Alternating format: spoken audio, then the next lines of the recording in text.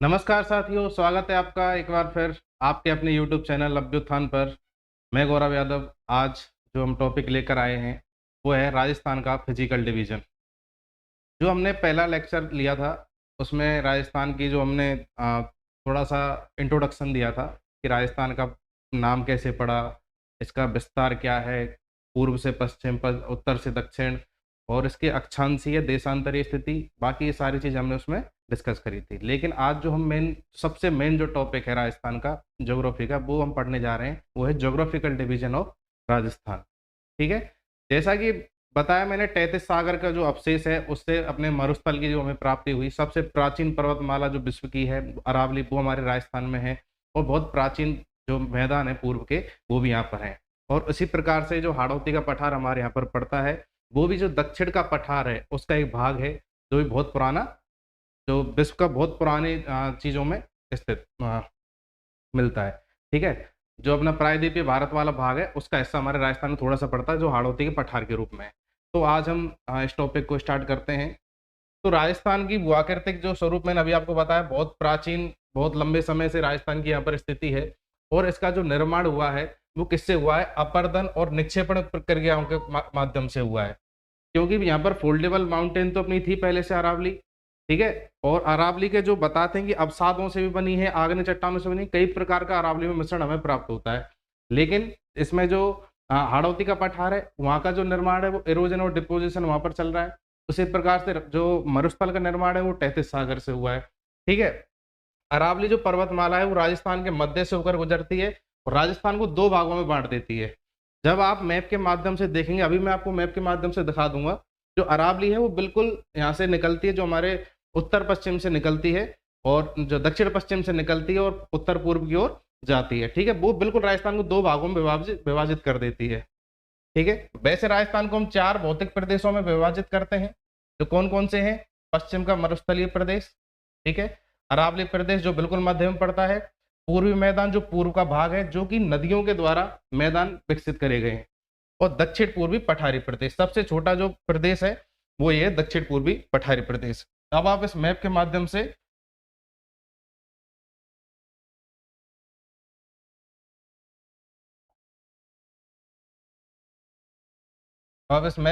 से देखें, ये आपको पूरा राजस्थान दिख रहा है, ठीक है? अब इस ग्रीन वाले पार्ट तक की अगर हम बात करें तो ये हमारा पूरा राजस्थान वाला है, जो कि 61.11% जिसकी एरिया बताया गया है। जो रेगिस्तान का एरिया है वो 61% है। सबसे बड़े भूभाग को रेगिस्तान अपने उसमें लेता है, लेकिन इसमें ये जो लाइन है ये शुष्क मरुस्थल हो गया और इधर हो गया अर्ध शुष्क मरुस्थल। फिर हम जो ग्रीन वाली पार्ट की अगर बात करें तो ये अरावली वाला रीजन है। जैसे मैंने बताया, दक्षिण पश्चिम से स्टार्ट होकर के ये उत्तर पूर्व की ओर जाती है, जो कि दिल्ली तक स्थित है। गुजरात से स्टार्ट होकर के ये दिल्ली तक जाती है। गुजरात में स्थान पड़ता है पालनपुर। पालनपुर से स्टार्ट होकर ये जाती है दिल्ली तक। ठीक है? ये अरावली का हो गया। इसके बाद ये आ जाते हैं मैदान, जो कि बनास, बाणगंगा, चंबल, माही इनके मैदान है। उसके अलावा ये जो प्रदेश आपको दिखाई दे रहा है, ये हो गया आपका हाड़ौती वाला रीजन। ठीक है? जो पठारी प्रदेश है, प्लेटू रीजन है, जिसकी जो 6.89% है। ठीक है? और ये जो अरावली वाला भाग है ये 9% है और ये है 23%। आप इसका जो मैथमेटिकल कैलकुलेशन अगर देखें, 61.11% में हो गया अपना क्या, रेगिस्तान। ठीक है? इसको पूरा करने के लिए, कंप्लीट डिजिट में लाने के लिए 6.89, ये हो गया अपना हाड़ौती रीजन। ये हो गया अपना कितना, ये हो गया आपका 68 और इधर 23 पूर्वी मैदानी हो गया और 9% हो गया कौन सा अपना, अरावली। ये टोटल आपका 100 हो गया। इस प्रकार से राजस्थान का डिवीजन हुआ है। ठीक है?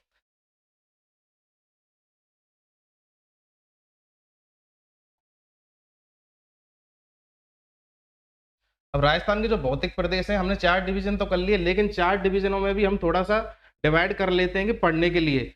ठीक है? जो आसानी से हमें समझ में आ जाए, उनका वर्गीकरण करके, क्लासिफिकेशन करके हम उसको पढ़ते हुए चलें। पढ़ने के हिसाब से बहुत आसान रहता है। जो पश्चिम का मरुस्थल है, हमने उसको 2 पार्ट में डिवाइड कर लिया। 2 पार्ट कौन-कौन से हो गए? एक शुष्कतम हो गया, एक अर्धशुष्क हो गया। जो मैंने अभी आपको ग्रीन वाला मैप दिखाया था, जिसमें एक बीच में लाइन थी, वो लाइन उसको डिवाइड कर रही है पूरे मरुस्थल को। यानी एक तरफ जो कि वर्षा रेखा, वो एक तरीके से वर्षा रेखा मान के चलें, तो एक तरफ 0 से 25 सेंटीमीटर वर्षा होती है और एक तरफ होती है 25 से 50। ठीक है, तो अरावली से ऊपर का पूरा रीजन दो पार्ट में डिवाइड हो गया, शुष्क और अर्ध शुष्क मरुस्थल में। ठीक है, तो उसको दो पार्ट में डिवाइड कर दिया। अब अर्ध शुष्क में तो कोई ऐसा डिवीजन हो रही ना, लेकिन अर्ध शुष्क में घग्गर के मैदान आ रहे हैं, शेखावाटी क्षेत्र आ रहा है, नागौरी उच्च भूमि आ रही है और लूनी के बेसिन क्षेत्र आ रहा है।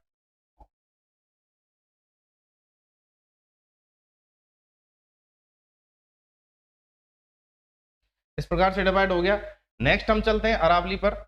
अरावली को भी हम डिवाइड कर लेते हैं समझने के माध्यम से, क्योंकि अरावली का क्या है, जैसे उसका जहां से गुजरात से उद्गम हो रहा है, गुजरात से जैसे जैसे स्टार्ट होती है तो वहां पर उसकी ऊंचाई बहुत ज्यादा है, यानी दक्षिणी हिस्से में सबसे ज्यादा ऊंचाई है, फिर मिडिल में आएगी, थोड़ी ऊंचाई कम हो जाएगी, जैसे जैसे दिल्ली की तरफ जा रही है तो इसकी ऊंचाई कम होती जा रही है, इसलिए इसको ऊंचाई के हिसाब से वर्गीकरण कर लिया है इसका। ठीक है, तो उसमें दक्षिणी अरावली, मध्य अरावली और उत्तरी अरावली, इसके 3 डिवीजन हो गए अरावली के। इसके अलावा फिर हम नेक्स्ट चलते हैं पूर्वी मैदान पर। पूर्वी मैदान में एक 56 का मैदान हो जाता है। 56 का मैदान आएगा जो बांसवाड़ा डूंगरपुर वाला क्षेत्र है। ठीक है, जहां पर 56 नदी नालों का समूह है उसे 56 का मैदान कहते हैं।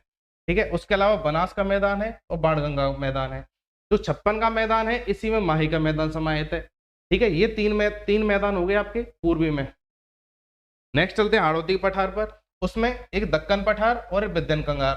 विद्यन कंगार वाला जो एरिया है वो ये वाला एरिया पड़ता है।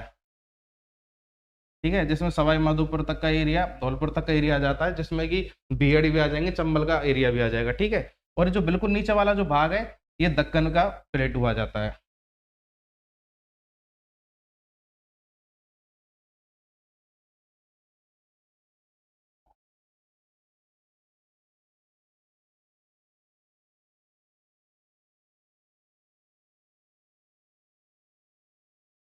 तो ये तो हो गया आपका बालू का स्तूप मुक्त प्रदेश। ठीक है, इसमें पूरे में आपको बालू के प्रदेश, बालू युक्त मिलेंगे। ठीक है, जो बालू का स्तूप बनते हैं। उसके अलावा ये आपका लूनी बेसिन है, ये आपका बीच में शेखावाटी बेसिन है, नागौरी उच्च भूमि है, ये आपका शेखावाटी बेसिन है, और ये जो ब्लू कलर में आपको दिखाई दे रहा है ये घग्गर बेसिन है। ठीक है, इसी प्रकार ये बीच में बनास का मैदान है, नीचे आपको 56 का मैदान और माही के मैदान मिलेंगे, और ऊपर जो ग्रीन कलर में आपको दिखाई दे रहा है बाणगंगा का मैदान है। ठीक है, और ये वाला चंबल का रीजन, और इधर बिंदन कगार, और ये दक्कन प्लेटू। ठीक है, ये आपका हो गया।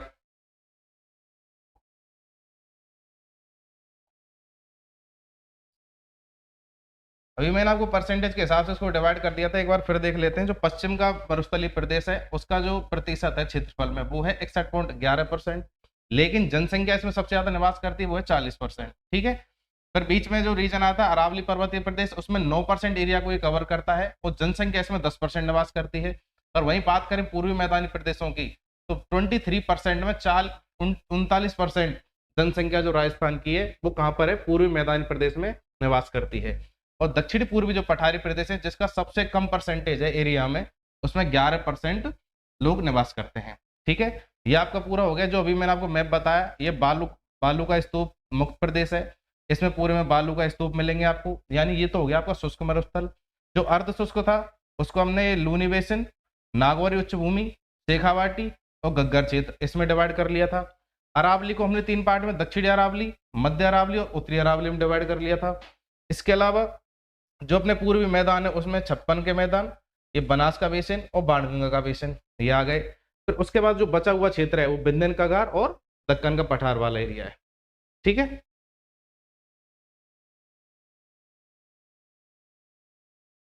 और सबसे पहले हम बात करते हैं पश्चिम के मरुस्थल की कि पश्चिम के मरुस्थल की क्या क्या विशेषता है उनके बारे में हम देखते हैं। इसकी उत्पत्ति है वो तैतीस सागर के अवसादों से मानी गई है। इसके कई मत हमें मिलते हैं। तैतीस सागर जो अमान्य मत है वो ये है कि ग्रेट अफ्रीकन जो डेजर्ट है, ठीक है, उसका भी हिस्सा कई विद्वान ने इसको बताया, लेकिन ये अमान्य मत है। जो सर्वाधिक मान्य मत है वो ये है कि ये तैतीस सागर के अवशेष हैं, क्योंकि जब प्लेट टेक्टोनिक थ्योरी के अनुसार भारत का निर्माण हुआ था, हिमालय की उत्पत्ति हुई, उसी टाइम पर तैतीस सागर यहाँ पर उपस्थित था और उसके अवसादों से इसका निर्माण होता है। अब उसके पक्ष में जो प्रमाण है वो क्या है हमारे पास में, वो ये कि यहाँ से हमें पेट्रोलियम के भंडार मिलते हैं। पेट्रोलियम कहाँ पर निर्माण होगा, जो समुद्री जीवाश्म होंगे उनसे पेट्रोलियम का निर्माण होता है। जैसे इसके अलावा अगर आप देखते हैं जैसे मुंबई हाई है, असम में डिगबोई वाले स्थान पर मिलता है, यानी कि जहाँ पर समुद्र नजदीक है, उसके जो अपतटीय क्षेत्र हैं, वहां पर हमें क्या मिलता है? पेट्रोलियम। अगर यहाँ पे भी प्राप्त हो रहा है तो इसका मतलब ये है कि यहाँ पर भी समुद्री जीवाश्म पहले मौजूद थे, इसलिए यहाँ पर पेट्रोलियम का निर्माण हो रहा है। ठीक है। खारे पानी की झील मिलती है। खारे पानी की झीलें यानी खारा पानी किसका होता है? समुद्र का, जो तैतीस सागर के अवशेषों की पुष्टि करती है। इसके अलावा माइकोनिस चट्टाने हैं। ठीक है। यहाँ मरुस्थल में माइकोनिस चट्टाने मिलती हैं, जो कि सहारा के मरुस्थल में नहीं है। फुलधरा गांव है एक जैसलमेर में, जो बिल्कुल बॉर्डर पे गांव पड़ता है, जिसमें प्लास्टोसीन काल के क्या एक मछली प्राप्त हुई है। ठीक है। मतलब जो जीवाश्म प्राप्त हुए हैं, तो इससे भी यही प्राप्त होता है कि मतलब ये समुद्री भाग पहले रहा होगा। इसके अलावा एक आकल गांव है, यहाँ पर भी लकड़ी के जीवाश्म मिले हैं, जो कि 8 करोड़ वर्ष पुराने हैं। आकल गांव है जिसमें 8 करोड़ वर्ष पुराने जीवाश्म प्राप्त हुए हैं, तो उससे भी जानकारी प्राप्त होती है। इसके अलावा गोंडवाना क्रम की जो चट्टानें हैं, उनकी उपस्थिति है। गोंडवाना क्रम की चट्टानें कौन कौन सी? छप्पन की पहाड़ियां, बाप बोल्डर, लिग्नाइट के भंडार, ये जो है चट्टानें, ये गोंडवाना क्रम की। ठीक है। इसके अलावा थार मरुस्थल का हमारे लिए महत्व क्या है? अगर हम विश्व के परिप्रेक्ष्य में देखें तो इसको विश्व की शक्ति गृह के रूप में बताया गया है। वो कैसे? क्योंकि यहाँ पर सौर ऊर्जा की जो संभावना है वो विश्व में सर्वाधिक है, क्योंकि यहाँ पर पवनों की गति अत्यधिक है, जो वायु दाब है वो सबसे ज्यादा है, तो जिसके कारण यहाँ पर सौर ऊर्जा उत्पादन की जो संभावना है, सोलर एनर्जी का जो सबसे ज्यादा प्रोडक्शन यहाँ पर हो रहा है अपने रेगिस्तान में। ठीक है। तो उसके कारण इसको क्या कह दिया? विश्व शक्ति गृह कह दिया। इसके अलावा सर्वाधिक जैव विविधता है, यानी कहीं तो आपको हरी हरी झाड़ियां मिल जाएंगी, कहीं पे बिल्कुल आपको सूखा क्षेत्र मिल जाएगा, कहीं पे बालू का स्तूप मिल जाएंगे, कहीं चट्टानें मिल जाएंगी। यानी कि पहला ऐसा मरुस्थल है विश्व का जहां पर इतनी सारी जैव विविधताएं मिल रही हैं। उसके अलावा एक चीज और, मैंने अभी आपको बताया था 61% इसका एरिया है, लेकिन इसमें जनसंख्या 40% निवास करती है राजस्थान की, जो लगभग 7 करोड़ है। 7 करोड़ में से लगभग 3 करोड़ लोग यहाँ पर निवास कर रहे हैं। ठीक है। यानी कि इतनी जनसंख्या और इतनी जैव विविधता वाले क्षेत्र में जहाँ पर पानी की बिल्कुल कमी है, 0 से 25 सेंटीमीटर औसत वार्षिक वर्षा हो रही है। ठीक है। और जो अर्ध शुष्क है उसमें 25 से 50 हो रही है, यानी कि बहुत कम है सामान्य जनजीवन के हिसाब से, लेकिन फिर भी सर्वाधिक जनघनत्व अन्य मरुस्थलों की अपेक्षा यहाँ पर हमें मिल रहा है। ठीक है। तो ये इसकी विशेषताएं हो गई। अब भारत के परिप्रेक्ष्य में देखते हैं।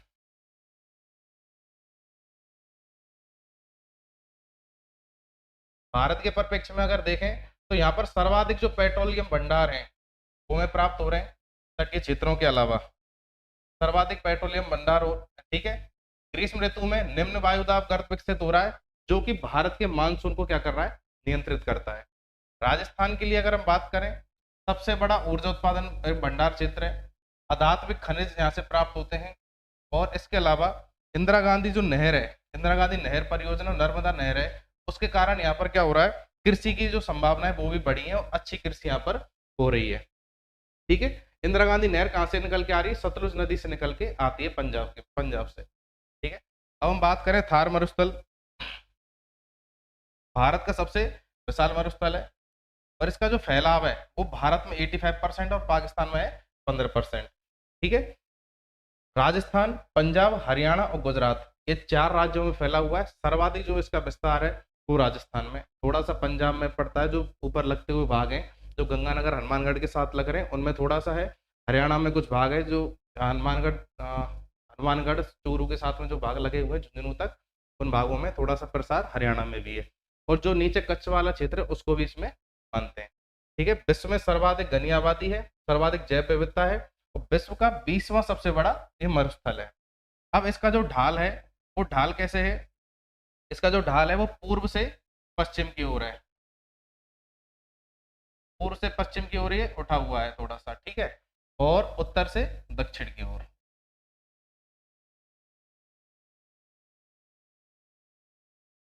ठीक।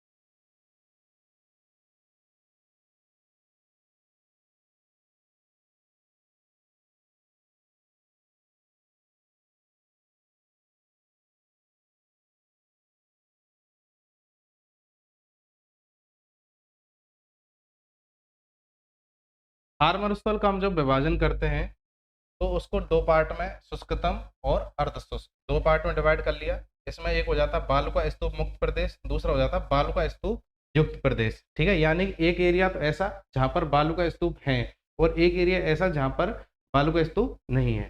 ठीक है, अर्धशुष्क में मैंने आपको बताया था चार भाग हैं। सबसे ऊपर गग्गर बेसिन, उसके बाद शेखावाटी बेसिन, उसके बाद नागौर उच्च भूमि, उसके बाद लूनी बेसिन। ठीक है,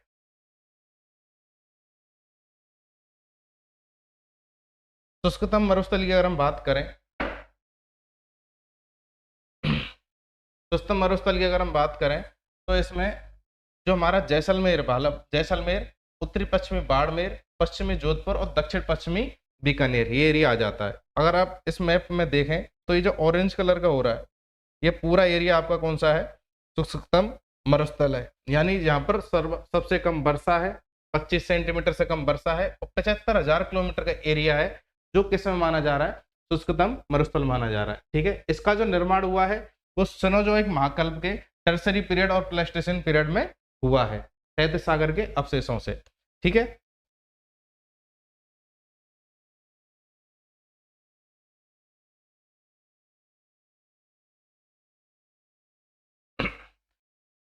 इसमें हम देखते हैं बालुका स्तूप युक्त और बालुका स्तूप मुक्त प्रदेश। ठीक है, सबसे पहले हम बालुका स्तूप मुक्त प्रदेशों के बारे में बात करते हैं। पोखरण, फलौदी और बालोतरा, ये मध्य, यानी एक ट्रायंगुलर बनता है। इस ट्रायंगुलर के मध्य एक जो एरिया है वो कौन सा है? बालुका स्तूप मुक्त प्रदेश है। यहाँ पर जो सैंड ड्यून्स है वो नहीं है। ठीक है, जैसे हम मरुस्थल को हम जानते हैं सैंड ड्यून्स के वजह से, कि हमें तो जो भी उसकी पहचान बताई जाती है, जो उसके धोरे होते हैं, टीले होते हैं, उनके माध्यम से बताई जाती है। परंतु जब हम ज्योग्राफिकल हिसाब से अगर पढ़ते हैं उसे, तो हम देखते हैं पोखरण ये जैसलमेर जिले में है, फलौदी ये जोधपुर जिले में है, और बालोतरा जो अभी अभी नया जिला बना है ये है बाड़मेर जिले में। ठीक है, इन तीनों के बीच का जो एरिया है इस प्रकार से ट्रायंगुलर बन जाता है, और इस ट्रायंगुलर के मध्य वाला जो एरिया है उसमें बालुका के जो स्तूप है, सैंड ड्यून्स है, वो नहीं है। ठीक है, इसमें मिलते हैं क्या? हमें क्या? हम्मादा। हम्मादा क्या है? हम्मादा है जो चट्टानी मरुस्थल है वो मिलते हैं। इसके अलावा हमें मिलते हैं SEEZ। SEEZ हमें प्राप्त होते हैं, वो क्या है? वो है सोलर एनर्जी एंटरप्राइजेज जोन। ठीक है, जहां पर सोलर एनर्जी हमारी क्या हो रही है? प्रोड्यूस हो रही है। ठीक है,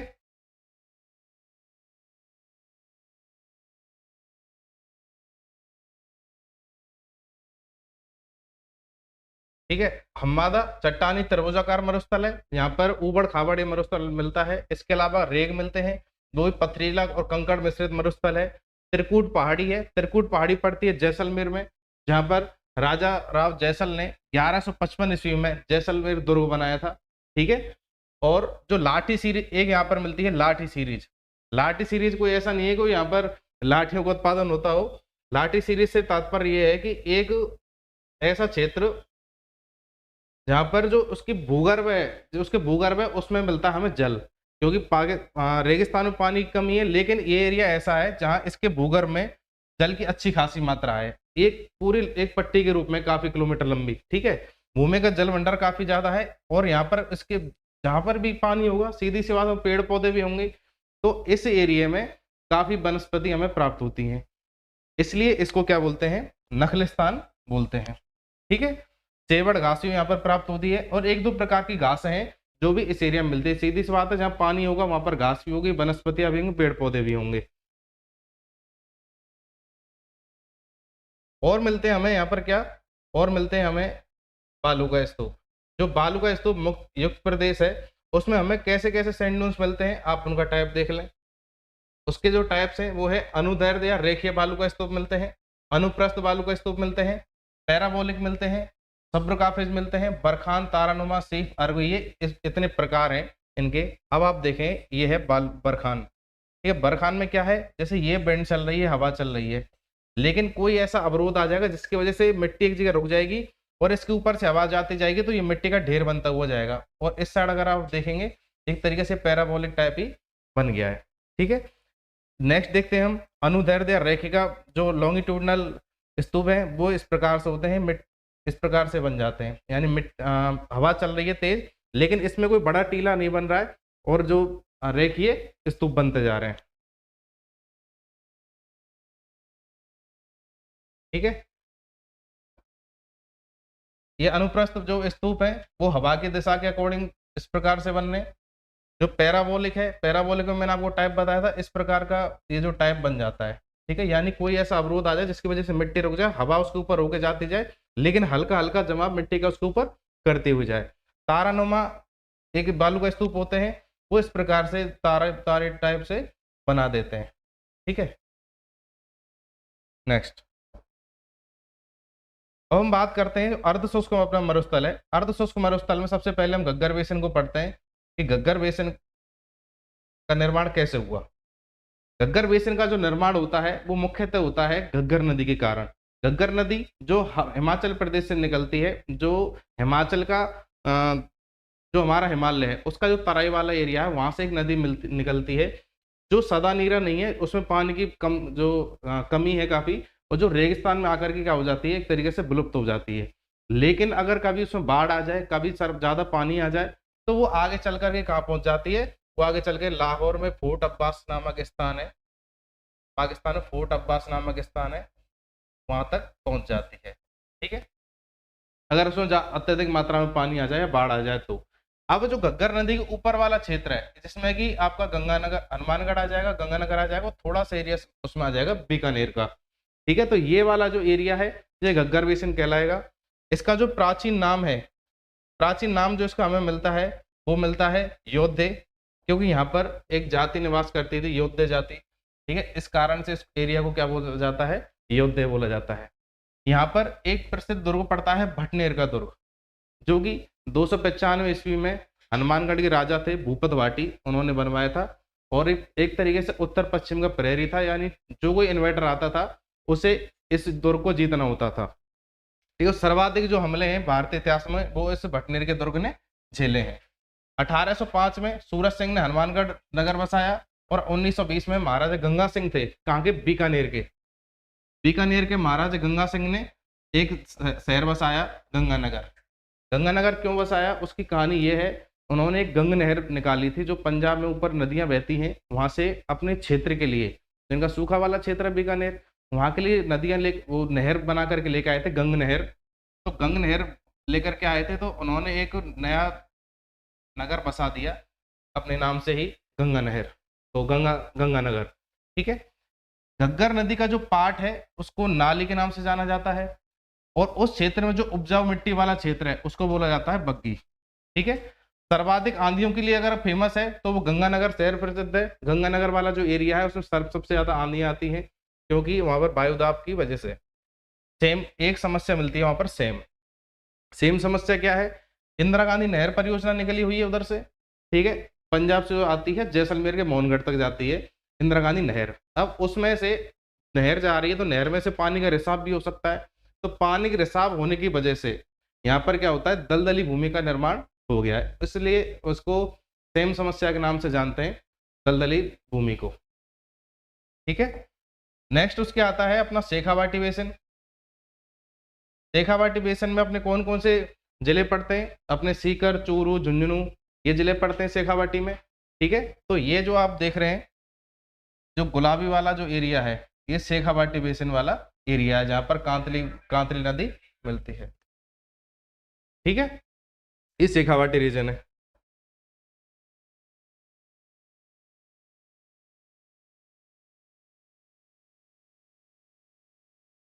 इसका नाम शेखावाटी क्यों पड़ा, क्योंकि यहाँ के जो सामंत हुआ करते थे उनका नाम था शेखा।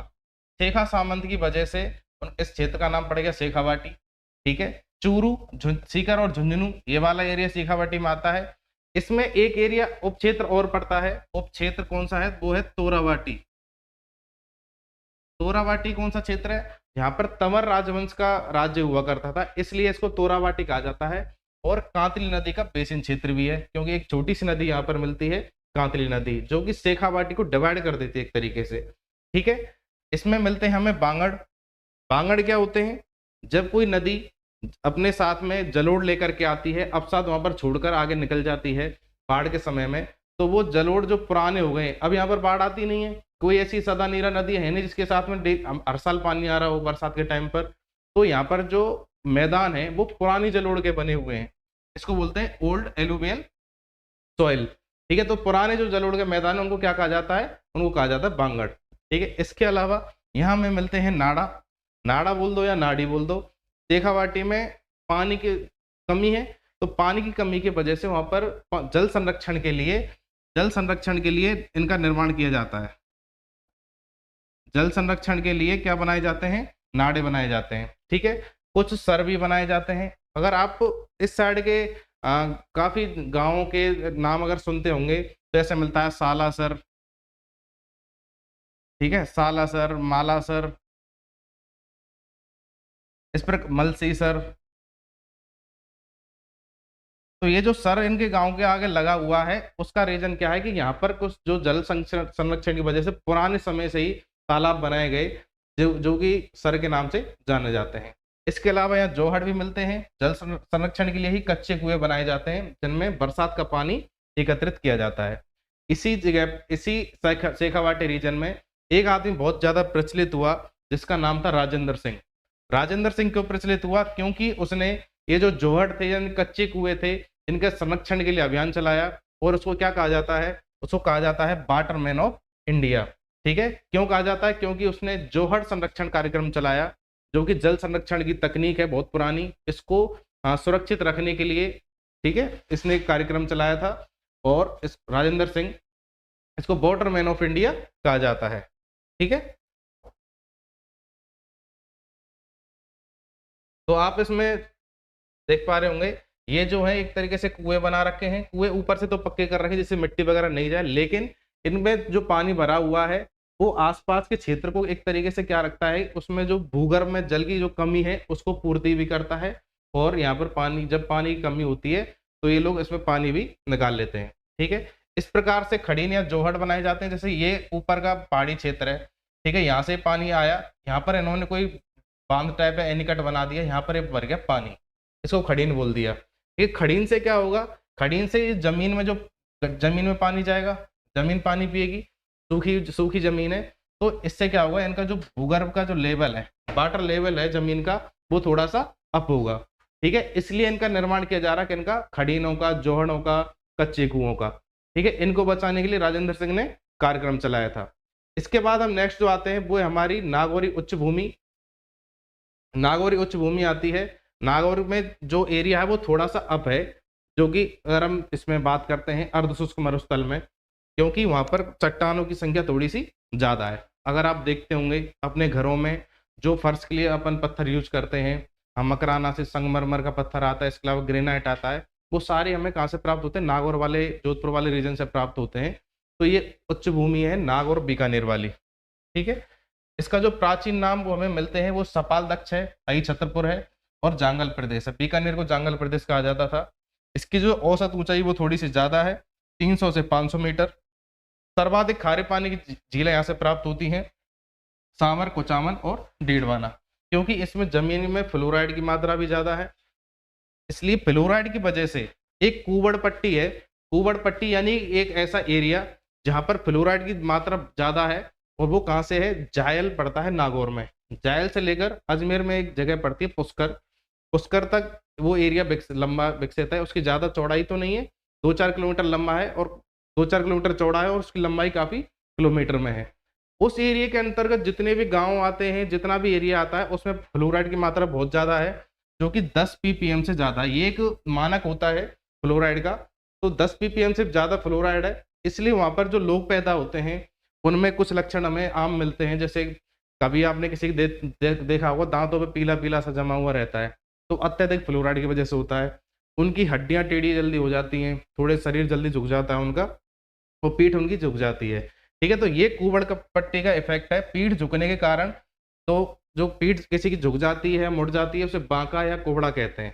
ठीक है, तो इसलिए इसका नाम भी कुवड़ पट्टी या बांका पट्टी रख दिया। ये कहाँ से कहाँ तक है, ये है अपनी जायल से पुष्कर तक। ठीक है,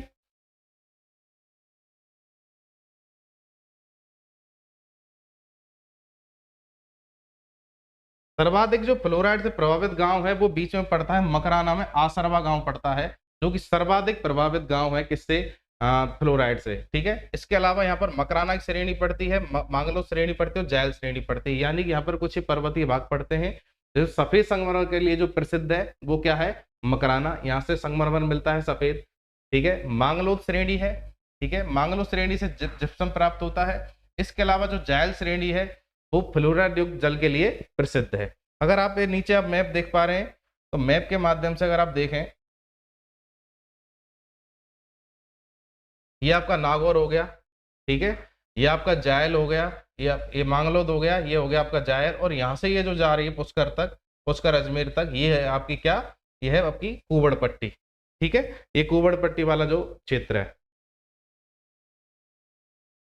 अब इसके बाद नेक्स्ट हम चलते हैं किस पर, चलते हैं हम नेक्स्ट लूनी बेसिन पर। सबसे अंतिम में आ गए हम, अपने तीनों ऊपर के पढ़ लिया हमने, घग्गर बेसिन पढ़ लिया, शेखावाटी बेसिन पढ़ लिया, और नागौर की उच्च भूमि हमने पढ़ ली है। ठीक है, उसके बाद हम आते हैं जो गोंडवाना प्रदेश है, लूनी बेसिन। ठीक है, गोंडवाना प्रदेश क्यों कहा जाता है, यहाँ पर गौड़ जाति का निवास था। गौड़ जाति का निवास था, यानी कोई भी क्षेत्र का जो नाम पड़ता है वो किसी ना किसी जाति के नाम पर या फिर कोई फेमस स्थान है उसके नाम पर पड़ता है। तो गौड़ जाति की वजह से इस क्षेत्र का नाम पड़ा गोंडवाना प्रदेश। इसको लूनी बेसिन क्षेत्र भी कहा जाता है। ठीक है, क्योंकि यहाँ से लूनी की जो सहायक नदी, लूनी और उसकी जो सहायक नदियां हैं, उन्होंने यहाँ मैदान बनाए हैं। ठीक है, और उसके अलावा एक जवाई नदी है और वो भी इसी क्षेत्र में पड़ती है लूनी बेसिन में। तो ये पूरे इनके नदियों द्वारा जो निर्मित मैदान है, ये क्या है, लूनी बेसिन प्रदेश है। इसका जो एरिया पड़ता है वो है 35,000 वर्ग किलोमीटर। इसमें जो मिट्टी हमें प्राप्त होती है वो नवीन कांप या जलोढ़ मिट्टी प्राप्त होती है, क्योंकि लूनी नदी में हर साल पानी आता है। इसके अलावा जो अन्य नदियां उनमें पानी आता है, जिसके कारण नवीन जलोढ़ भी इनके साथ में आ जाता है। क्योंकि वो मध्य अरावली से निकल के नदियां आती हैं तो वो अपने साथ में जलोढ़ लेकर के आती हैं। पाली, जोधपुर, बाड़मेर और जालौर, ये जो 4 जिले हैं, इनमें ये एरिया आता है। ठीक है, जालौर कोई नदी लूनी थोड़ी छूती हुई आती है, पाली के मध्य से निकलती है, और बाड़मेर में बालोतरा में जाके क्या हो जाती है, लुप्त हो जाती है।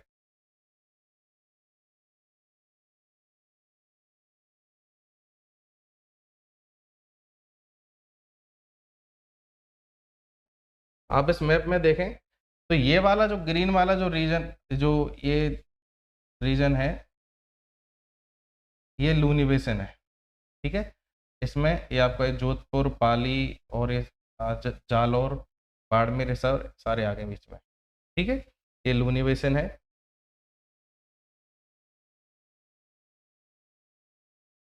लूनी बेसिन में जो नदियां हैं वो कहाँ से आ रही हैं, अरावली से निकल करके आ रही हैं, और इनके बीच का जो एरिया है, अरावली और लूनी नदी के बीच का जो बेसिन का जो एरिया है, उसे रोही मैदान भी कहते हैं।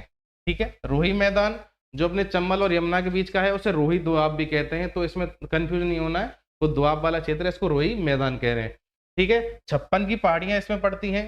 56 की पहाड़ियां कहाँ पर है, वो बाड़मेर में स्थित है। 11 किलोमीटर लंबी सीरीज है और 1.5 किलोमीटर चौड़ी है। 56 क्यों कहा जा रहा है, क्योंकि वहां पर 56 पहाड़ियों का समूह है। ठीक है, 56 पहाड़ियों का समूह होने की वजह से इसको 56 की पहाड़ी कहा जाता है। मोकलसर गांव है बाड़मेर में, और उससे लेकर के सिवाना तक ये विस्तृत है। 11 किलोमीटर लंबी और 1.5 किलोमीटर चौड़ी। इसके अलावा मैंने जो अभी आपको बताया था, गौड़ राजवंश का क्षेत्र होने के कारण से इसको गौड़वाड़ प्रदेश कहा जाता है।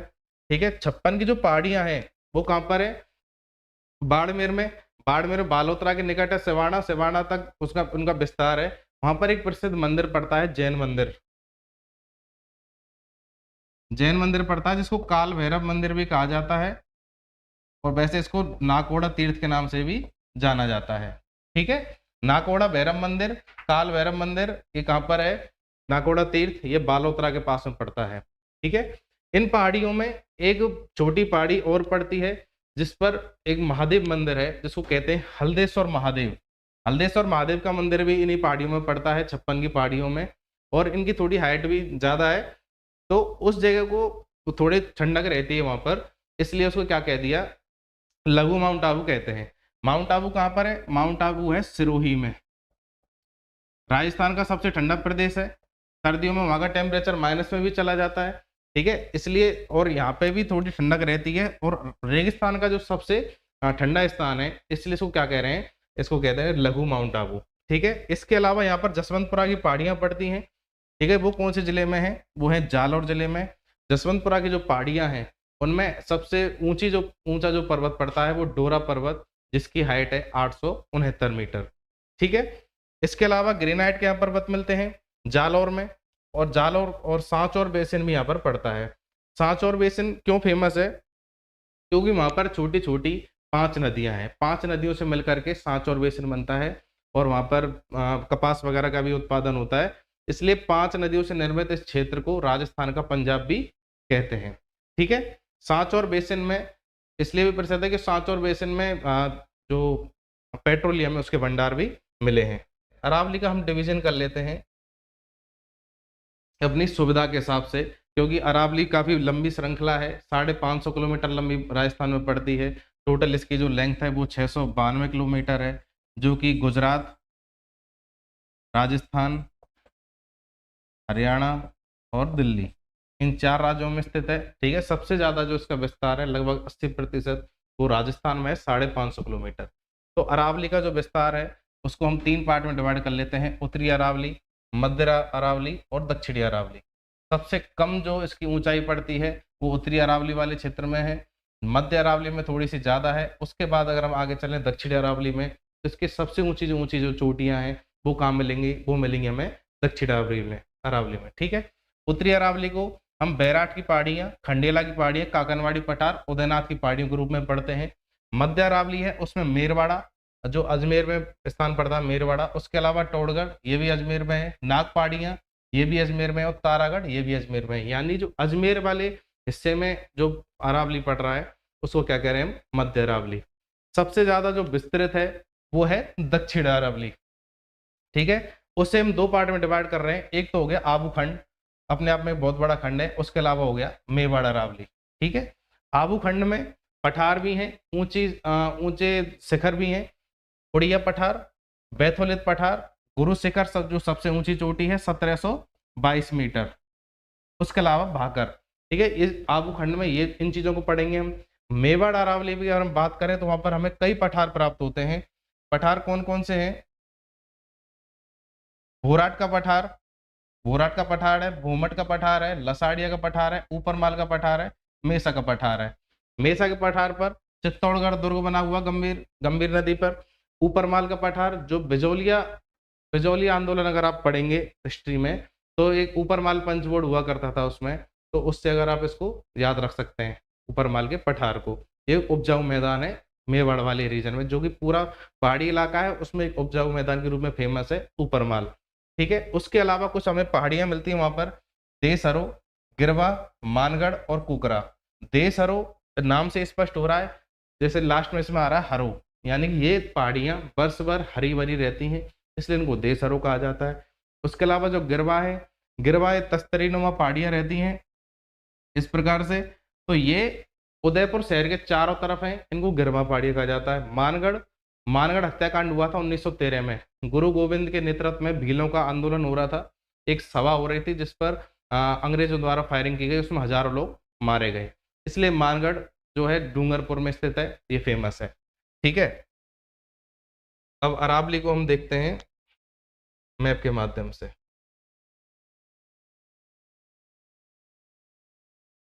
अरावली को हम देख रहे हैं, जैसे ये गुजरात से स्टार्ट हुई,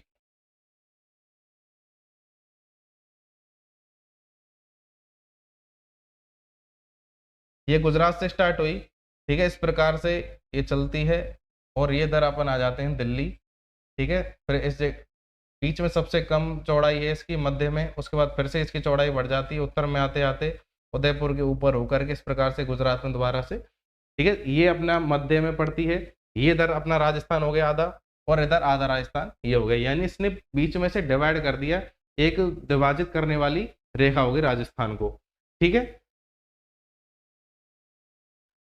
जो मैंने अभी आपको बताया कि इसकी जो ऊंचाई है वो किस प्रकार से है, तो आप देखें सबसे ऊंचे जो शिखर आपको दिखाई दे रहे हैं, सबसे ऊंचे जो शिखर आपको दिखाई दे रहे हैं वो आपको दिखाई दे रहे होंगे ये दक्षिणी अरावली वाले क्षेत्र में। ठीक है।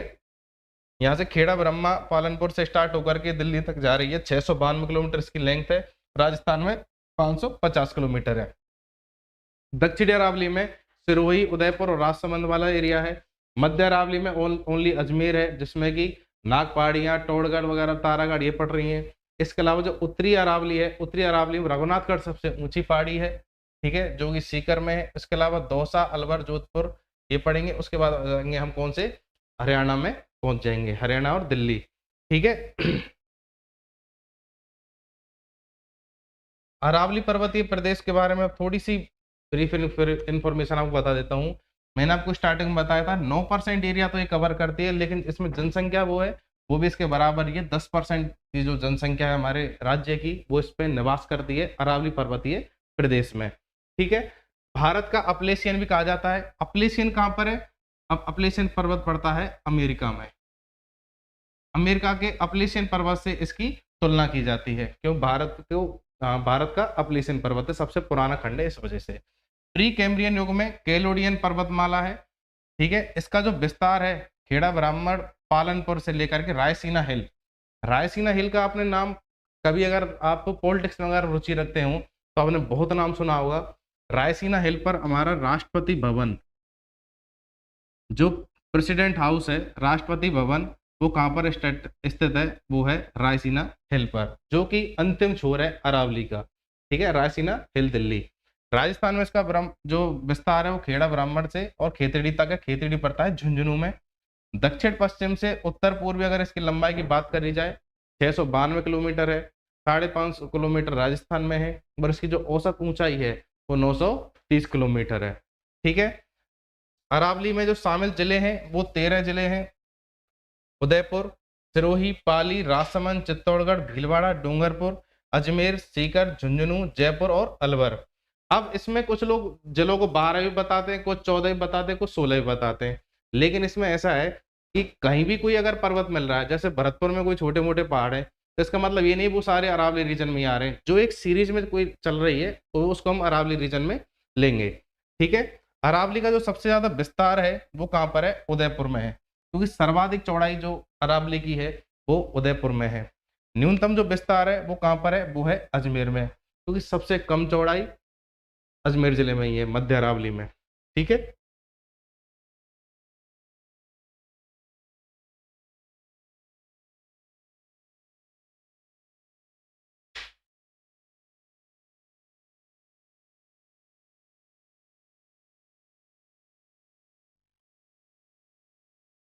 अरावली में अगर सबसे ऊंची हम चोटी की बात करें तो सबसे ऊंची चोटी है हमारी कौन सी? गुरु शिखर। गुरु शिखर कहाँ पड़ती है? गुरु शिखर पड़ती है सिरोही में। 1722 मीटर इसकी क्या है? ऊंचाई है। निम्नतम अगर पॉइंट की हम बात करें, सबसे निचला जो बिंदु है अरावली के बीच में, तो वो पड़ता है पुष्कर की घाटी। घाटी किसको कहते हैं? दो पहाड़ों के बीच में जो एरिया होता है जहां पर लोग निवास कर सकते हो, रहने लायक एरिया हो, उसको कहते हैं घाटी। जैसे कश्मीर घाटी है, फूलों की घाटी, काफी आप जब पढ़ेंगे हिमालय के बारे में तो उसमें आपको काफी चीजें ऐसी मिलेंगी। तो पुष्कर जो घाटी है अजमेर में, वो क्या है? सबसे निम्नतम बिंदु है किसका? अरावली का। ठीक है। औसत वर्षा जो है अरावली वाले रीजन वो 50 से 90 सेंटीमीटर है, जो कि ठीक ठाक मानी जाती है। वनस्पति यहाँ कैसी मिलेंगी? वनस्पति मिलेंगे मिश्रित पतझड़ वन मिलेंगे। जो मिट्टी है यहाँ की भूरी है, लाल है और कंकरीली, क्योंकि पहाड़ी एरिया है। ठीक है। थोड़ा बहुत इसमें मैदान मिलते हैं, तो इसकी जो लाल कंकरीली मिट्टी है जो कि कंकड़नुमा है, अपर्दित जो पर्वत हैं वो अपर्दित होते रहते हैं, जिसके कारण इसका निर्माण होता है। ठीक है। अरावली का अगर हम महत्व हम देखते हैं राजस्थान के संदर्भ में, राजस्थान के संदर्भ में अरावली बहुत महत्वपूर्ण भूमिका निभाती है, क्योंकि ये हमारे जो मानसून होता है, मानसून चक्र, उसको कंट्रोल करती है राजस्थान में। और जो रेगिस्तान का हमारा जो प्रसार है उसको भी रोकती है। एक तरीके से बीच में दीवार बन करके खड़ी हुई है रेगिस्तान और मैदानों के बीच में, तो रेगिस्तान का ज्यादा प्रसार इसलिए नहीं होने देती है। जल विभाजक का काम करती है, क्योंकि इस अरावली से जो पश्चिम वाला एरिया है उसमें 0 से 50 सेंटीमीटर तक का वर्षा है, और इधर की अगर हम बात करें तो 50 से 100 सेंटीमीटर तक का वर्षा वाला क्षेत्र मिलता है, यानी जल विभाजक का ये काम कर रही है। नदियों का उद्गम, राजस्थान में पर्वत यहीं पर है, तो नदियों का जो उद्गम है ऑब्वियसली वो भी यहीं से होगा। ठीक है। लूनी हुई, बनास हुई, और बाकी इन नदियों का जो उद्गम है, जो राजस्थान की नदियां हैं आंतरिक प्रवाह वाली, उन सब का उद्गम अरावली से हो रहा है। ठीक है। वन्य जीव और जैव विविधता से संपन्न है। बंगाल की खाड़ी से जो मानसून आता है उससे मानसूनी वर्षा करवाती है। ठीक है। खनिज पदार्थों की बहुतायत है। राजस्थान को खनिजों का अजायब घर कहा जाता है। क्यों? क्योंकि एक तो मरुस्थल वाला एरिया, जो मैंने आपको अभी नागौर उच्च भूमि और जो अर्ध शुष्क मरुस्थल पढ़ाया था, उसमें बहुत ज्यादा मात्रा में खनिज मिलते हैं। ग्रेनाइट भी मिल रहा है, जिप्सम भी मिल रहा है। ठीक है। और संगमरमर भी मिल रहा है। इस प्रकार से इसमें जो अरावली वाला रीजन है उसमें भी खनिज ज़्यादा मिल रहे हैं। क्यों मिल रहे हैं? क्योंकि ये जो चट्टानें हैं अरावली की, वो है आग्नेय चट्टानें। इस कारण से यहाँ पर सर्वाधिक खनिज हमें प्राप्त होते हैं। ठीक है। अब अरावली जो कोई भी सीरीज अगर आप देखें आप पर्वतों की, तो कहीं ना कहीं वो ब्रेक तो होती होंगी, ऐसे तो नहीं वो अनवरत चलती रहेंगी, बीच में कोई ना कोई गैप तो उनके बीच में होगा। अगर कोई सीधी पहाड़ी चल रही है, उसके बीच में कोई गैप है, कोई वहां से रास्ता निकला हुआ है, उसको क्या बोलते हैं? उसको बोलते हैं पास, पास या दर्रा। ठीक है। तो अरावली के जो प्रमुख पास हैं वो कैसे हैं? आपने ब्यावर नाम सुना है? ब्यावर पड़ता है अजमेर में। तो ब्यावर जो नाम पड़ा इसका बर दर्रे के कारण पड़ा। ठीक है। बर दर्रे के कारण इसका नाम पड़ा क्या? ब्यावर। इसके बाद हम जब आगे चलते हैं तो एक मारवाड़, पाली मारवाड़ जंक्शन पड़ता है। पाली में एक मारवाड़ जंक्शन पड़ता है जो कि मारवाड़ को जोड़ता है, इसलिए इसको मारवाड़ जंक्शन कहते हैं। मारवाड़ जंक्शन से एक रेल लाइन निकलती है कामली घाट आमेट होकर के, तो ये एक पास पड़ता है। ठीक है, कामली घाट। इसके बाद एक गोरम घाट पास पड़ता है। फिर एक पड़ता है देसूरी की नाल। देसूरी की नाल जो कि देसूरी और सोमेश्वर को जोड़ता है। इसके अलावा एक पड़ता है जिलवा की नाल दर्रा। इस और फिर एक पड़ता है हाथी दर्रा। हाथी दर्रा कहाँ है? जब हम उदयपुर से एक हाईवे के थ्रू अगर हम जाते हैं सिरोही या माउंट आबू जाते हैं, तो पिंडवाड़ा तक का जो रोड है वो किस दर्रे से गुजरता है? वो अरावली के मध्य हाथी दर्रे के माध्यम से गुजरता है। ठीक है। जो हाथी दर्रा है वो हमें कहाँ पहुंचा देता है? उदयपुर के पास। उदयपुर को हम देखते हैं तो चारों तरफ से गिरवाओं से घिरा हुआ है, यानी जो गिरवा पहाड़ी है उनसे चारों तरफ से घिरा हुआ है उदयपुर। ठीक है। वहां से देवारी के नाल के माध्यम से हम किधर निकल जाते हैं? चित्तौड़ निकल जाते हैं। अगर हम जयसमंद झील की बात करते हैं तो केवड़ा के नाल के माध्यम से हम जयसमंद की ओर चले जाते हैं। और हम झाड़ोल और कोटड़ा की तरफ की अगर हम बात करते हैं तो उसके लिए भी एक दर्रा है। ठीक है। सबसे अंतिम जो दर्रा पड़ता है वो है फुलवारी की नाल। उसके बाद राजस्थान का एंड हो जाता है। ठीक है। तो ये इनके बारे में थोड़ा थोड़ा सा लिखा हुआ है। सुरा घाट दर्रा जो शिवपुरी घाट है, ब्यावर से अजमेर का रास्ता है। बर दर्रा पाली से ब्यावर का रास्ता है, NH 125 इसमें से गुजरता है। कामली घाट राजसमंद जिले में स्थित है। ब्यावर से गोमती के मध्य का रास्ता है। और आमेट से मारवाड़ जंक्शन का जो रेल मार्ग है उसका रास्ता कहाँ से है? कामली घाट से होकर के है। गोरम घाट भी वहीं पास में स्थित है। आमेट से मारवाड़ जंक्शन के मध्य का रेल मार्ग यहाँ से गुजर रहा है, ये क्योंकि पैरेलल में दोनों पड़ते हैं। ठीक है। सोमेश्वर के नाल कहाँ पर है? पाली में। देसरू की नाल कहाँ पर है?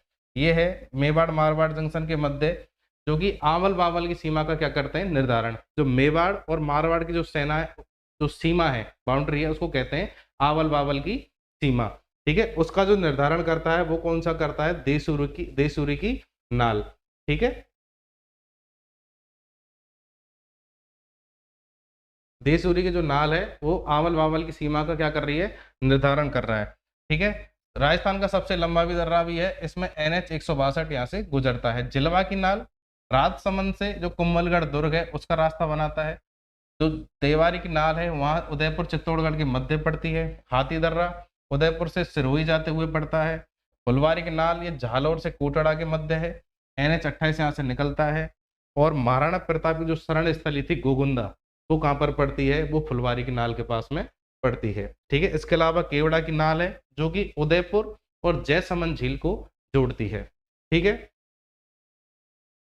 नेक्स्ट हम बात करें यहाँ उत्तरी अरावली प्रदेश के बारे में।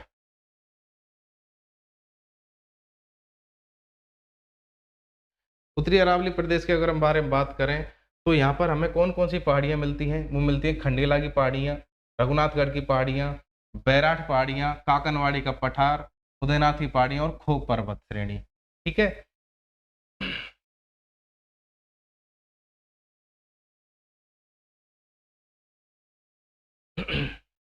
बैराठ कहाँ पर है? बैराठ पड़ता है जयपुर में। जयपुर में बैराठ नामक एक स्थान पड़ता है जो कि पहले विराटनगर के रूप से फेमस था, और एक बैराठ सभ्यता जो प्राचीन काल में विकसित हुई वो यहीं पर बैराठ में हुई थी।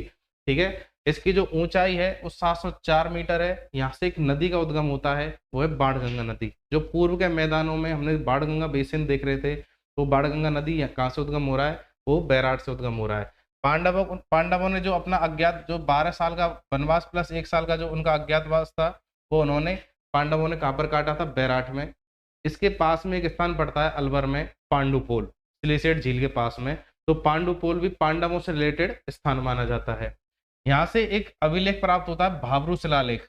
ठीक है, इसके अलावा बीजक पहाड़ियां हैं, उनमें गोल मंदिर और कृष्ण मंदिर भी फेमस है। ठीक है, नेक्स्ट हम पढ़ते हैं खो पहाड़ियों के बारे में, जो कि उत्तरी अरावली की दूसरी सर्वोच्च चोटी हमें मिलती है। वो है 920 मीटर ऊंची खो पहाड़ियों में। खो पहाड़ी कहाँ है? वो है जयपुर जिले में।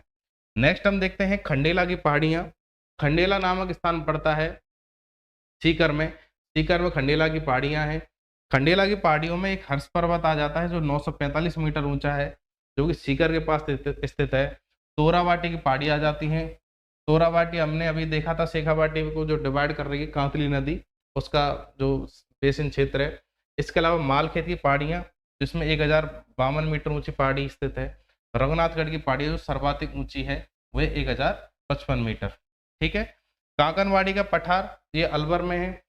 ठीक है, अलवर में इस पर भानगढ़ दुर्ग और काकनवाड़ी दुर्ग, ये दुर्ग बने हुए हैं। भानगढ़ द हॉन्टेड प्लेस के रूप में फेमस है। वो कौन से दुर्ग पर स्थित है? वो है काकनवाड़ी के पठार पर। ठीक है, उदयनाथ की जो पहाड़ियां हैं वो रूपारेल नदी का यहाँ से उद्गम होता है। उदयनाथ की पहाड़ियां भी अलवर में पड़ती हैं। ठीक है, इनमें जो भरतरी नामक एक फेमस स्थान है, मंदिर पड़ता है भरतरी का, वो भी इन्हीं पहाड़ियों के में पड़ता है, उदयनाथ की पहाड़ियों में। ठीक है, इसके अलावा नाहरगढ़ जो जयपुर का एक टूरिस्ट स्पॉट है, 599 मीटर ऊंचा है। और मनोहरपुर जो जयपुर में स्थित है, 747 मीटर ऊंची पहाड़ी है। ठीक है, इसके अलावा मध्य अरावली वाला अगर हम क्षेत्र देखते हैं, मध्य अरावली वाला क्षेत्र देखते हैं, जो हमने देखा था जो सबसे कम जो विस्तार है वो मध्य अरावली वाले क्षेत्र का है, क्योंकि अजमेर में जो अरावली की विस्तार चौड़ाई है वो सबसे कम है, और सिर्फ एक जिले में मध्य अरावली वाला क्षेत्र है जो विकसित है। तो आप ये देख पा रहे होंगे, हाँ, ये पूरा मध्य अरावली वाला एरिया है। ठीक है, इसमें से ही एक जो ये नाग पहाड़ है, नाग पहाड़ में से लूनी नदी निकलती है, जो कि लूनी बेसिन का निर्माण करती है मेवाड़ और मारवाड़ को मिला करके। ठीक है,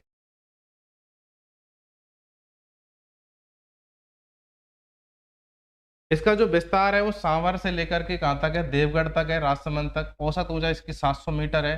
संगमरमर, क्वार्टजाइट और ग्रेनाइट के रूप इसका जो निर्माण है वो इनसे मिलकर के हुआ है, संगमरमर, ग्रेनाइट, क्वार्टजाइट से। इसमें एक स्थान पड़ता है मेरवाड़ा। ठीक है, मेरवाड़ा मेर जाति का निवास था, जहाँ पर जिस जाति का ज्यादा बाहुल्य होता है उस स्थान को उसके नाम से जाना जाने लग जाता है। ठीक है, तो मेरवाड़ा में एक जनजाति हुआ करती थी पहले, मेर।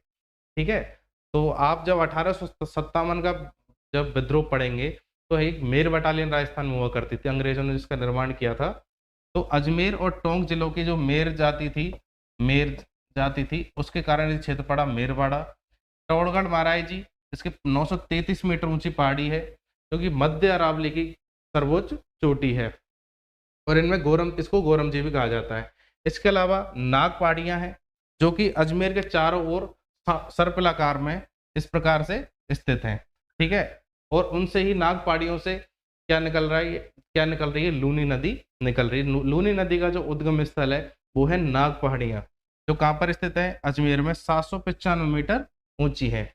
उसके अलावा एक तारागढ़ नामक स्थान पड़ता है, इसको हम तारागढ़ दुर्ग के नाम से भी जानते हैं, और ये 873 मीटर ऊंची चोटी है। नाग पहाड़ियों का क्या है? सर्वोच्च शिखर है। सबसे ऊंची चोटी कौन सी नाग पहाड़ियों की? वो है तारागढ़। फिर हम दक्षिणी अरावली की बात करते हैं। दक्षिणी अरावली का अगर आप विस्तार देखें तो ये बहुत ज्यादा विस्तृत है, बहुत ज्यादा लंबे चौड़ी एरिया में ये फैली हुई है। ठीक है, जिसमें उदयपुर है, सिरोही है, प्रतापगढ़ है, राजसमंद है, डूंगरपुर, बांसवाड़ा वाला पूरा एरिया इसमें आ जाता है। ठीक है, तो मैंने अभी ये जो आपको बताया था गिरवा जो पहाड़ियां हैं वो इस तरीके से विस्तृत हैं। देखो, ये उदयपुर के चारों ओर छोटी छोटी पहाड़ियां बनी हुई है। अगर आप मैप को जूम करके कभी भी आप देखेंगे तो आपको मैप में सारी चीजें दिख जाती है। सैटेलाइट के माध्यम से आप कभी गूगल मैप को खोल करके देखना, ये उसी का मैंने व्यू यहाँ पर लिया हुआ है। ये इधर से अरावली आ रही है और यहाँ पर आकर के एकदम से इसका विस्तार ज्यादा हो जाता है। ये उड़िया पठार है, जो कि कहाँ पड़ रहा है? माउंट आबू में पड़ रहा है। ये आबू का पठार है, इसी पर क्या पड़ता है? गुरु शिखर पड़ता है। गुरु शिखर जो चोटी है वो इस पे पड़ती है आबू के पठार पर। यहीं पर क्या पड़ती है अपनी जो दिलवाड़ा की जो पहाड़ियाँ हैं, दिलवाड़ा जो पर्वत है वो भी यहीं पड़ता है। यहाँ पे दिलवाड़ा के जैन मंदिर भी पड़ते हैं। ठीक है, ये सर्वाधिक ऊंचाई वाला जो स्थान है। कौन कौन से जिलों में? सिरोही, उदयपुर, राजसमंद जिलों में इसका विस्तार है। अरावली की जो सर्वाधिक ऊंचाई है वो भी इसी जिले में है। सिरोही जिले में सर्वाधिक ऊंचाई है किसकी? अरावली की। लेकिन जो विस्तार है, जो सर्वाधिक विस्तार है वो कौन से जिले में है? वो पड़ता है अपना उदयपुर। सर्वाधिक विस्तार वाला जो जिला है जिसमें सबसे ज्यादा फैली हुई है अरावली, वो है उदयपुर।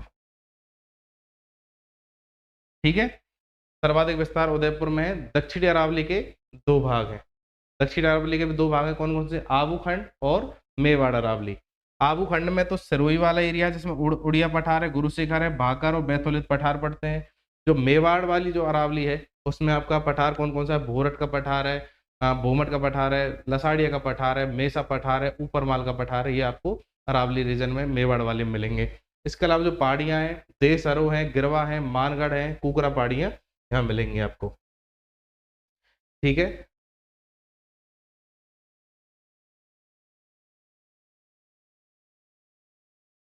जो बैथोलित पहाड़ है, जो बैथोलित पठार है उसका जो निर्माण कैसे हुआ है? किसी ज्वालामुखी के उद्गार से उसका निर्माण हुआ है।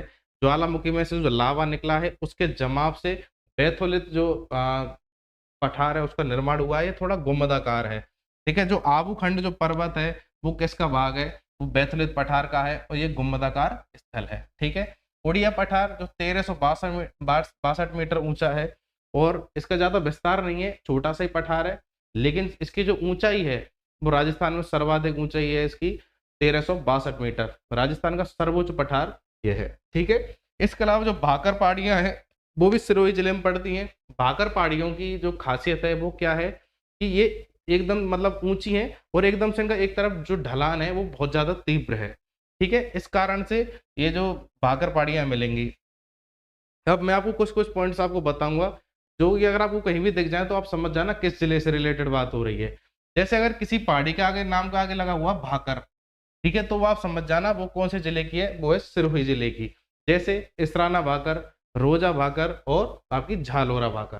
ठीक है, गुरु शिखर सबसे ऊंचा पॉइंट है, 1722 मीटर ऊंची चोटी है। उत्तर व दक्षिण भारत के मध्य में सर्वोच्च चोटी कौन सी? गुरु शिखर ही आपको मिलती है।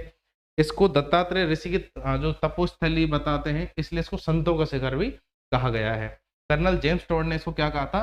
संतों का शिखर, कर्नल जेम्स टॉड ने।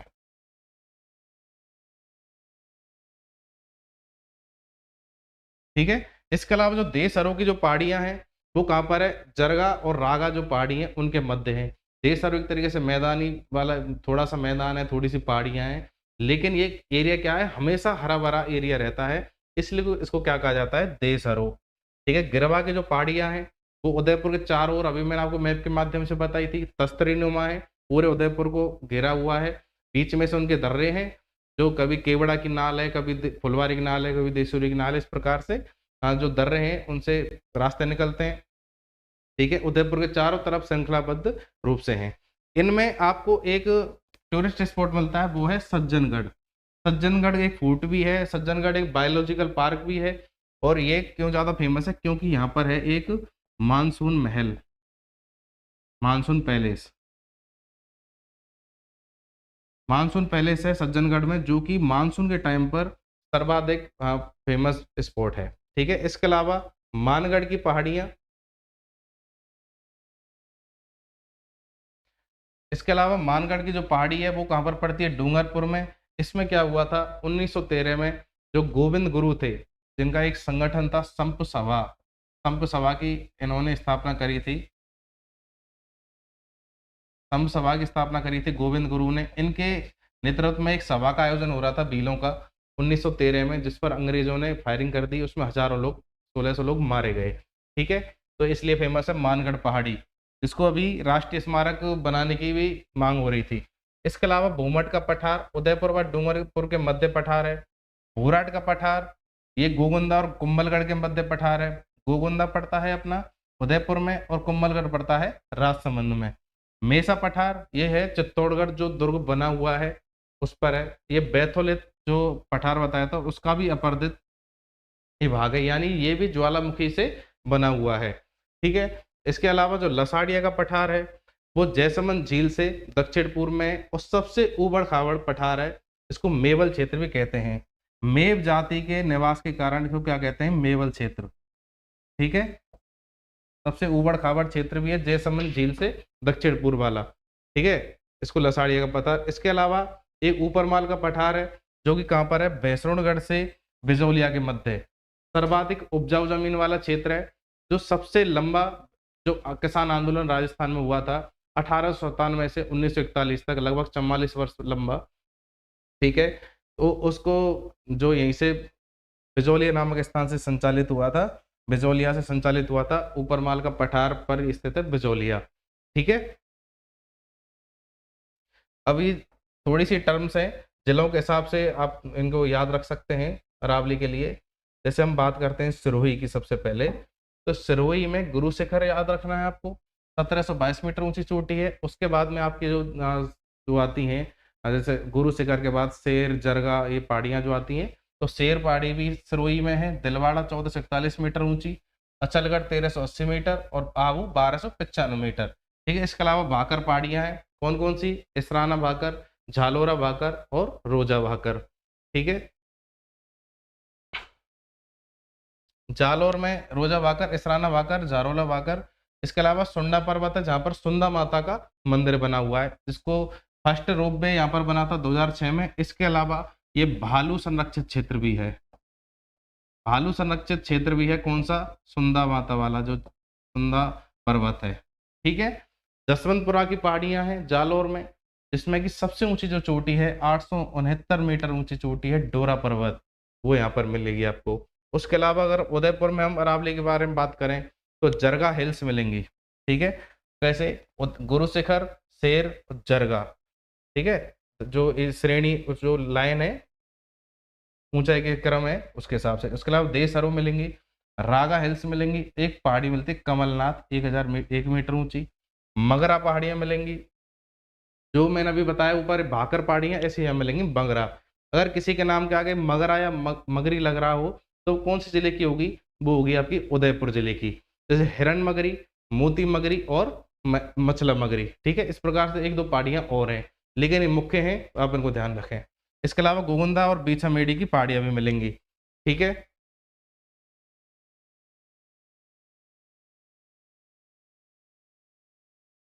फिर आपका आता है राजसमंद। राजसमंद में बिजराल हिल्स मिलेंगी, जहां से खारी नदी का उद्गम होता है। देवेर की पहाड़ियां मिलेंगी, देवेर में युद्ध हुआ था, मैराथन का युद्ध भी बोलते हैं, देवेर का युद्ध। अकबर महाराणा प्रताप का कोठारी नदी का उद्गम यहाँ से होता है।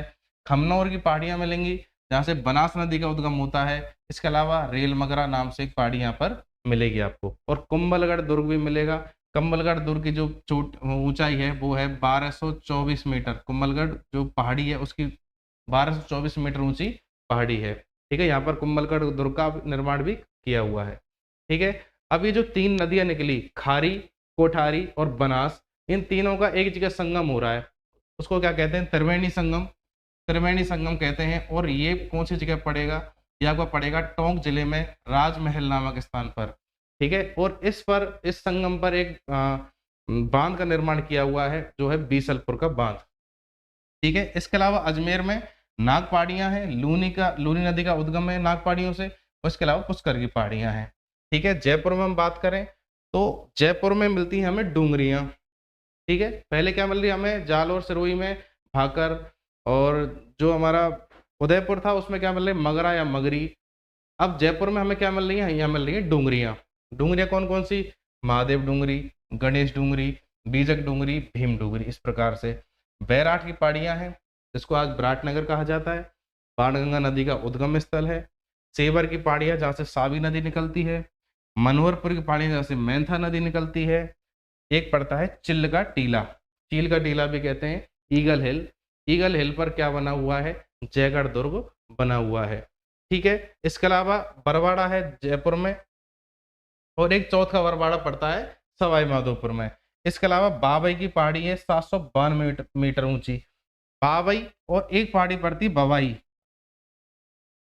बवाई पहाड़ी पड़ती है वो है झुंझुनू में, ठीक है। बवाई और बावई ये दोनों अलग अलग हैं। बवाई कहाँ पर है? झुंझुनू में। और बावई कहाँ पर है? ये आपकी इसमें जयपुर में है, ठीक है। सबसे लास्ट में हम देखते हैं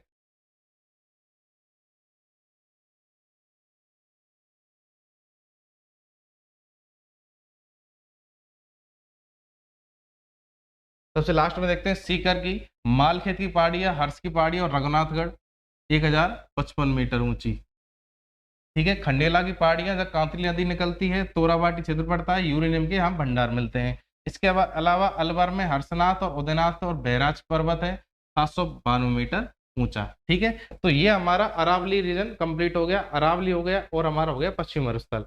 अब जो हमारा नेक्स्ट लेक्चर रहेगा उसमें हम जो पूर्वी मैदानी प्रदेश है, हाड़ौती प्रदेश है, इनको कंप्लीट करेंगे, ठीक है। तो ये सेशन आपको कैसा लगा कमेंट करके जरूर बताएं। चैनल को लाइक करें, सब्सक्राइब करें, शेयर करें। बहुत बहुत धन्यवाद। जय हिंद, जय भारत, राम राम।